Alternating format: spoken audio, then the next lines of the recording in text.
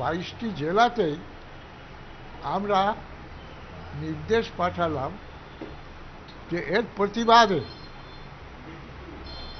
প্রত্যেকটি জেলায় এক নয়, 2, 3, 4, 5টা এলাকায় পথ অবরোধ করে 2 ঘন্টা পথ অবরোধ করে 10টা থেকে 12টা আমরা প্রতিবাদ জানাবো এবং সেই প্রতিবাদের মধ্যে দিয়ে গোটা রাজ্যের মানুষের কাছে একটা আন্দোলনের বিরোধিতা করার ক্ষেত্র প্রস্তুত করব, যাতে করে আমরা এই আন্দোলনের মধ্যে দিয়ে যত তাড়াতাড়ি সম্ভব পশ্চিম বাংলাকে বন্ধের জায়গাতে নিয়ে যাব। এবং আমরা চাই যে বামফ্রন্টের তরফ থেকে অবিলম্বে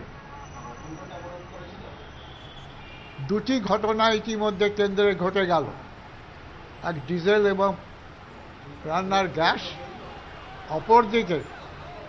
ছোট ব্যবসার ওপর মনমোহন সিং যেভাবে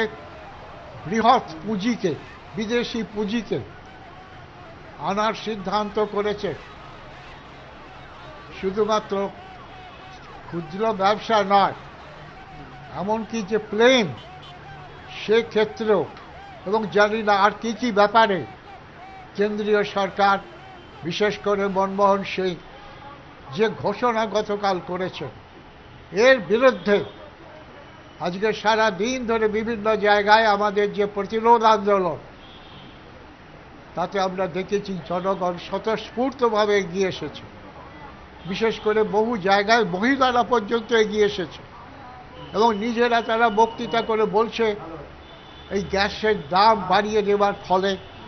তাদের সংসারের কি পরিস্থিতি সৃষ্টি হবে। তাই এই রকম একটা পরিস্থিতিতে এসে এই সমস্ত ঘটনার জন্য দায়ী ভারতবর্ষের প্রধানমন্ত্রী মনমোহন সিং।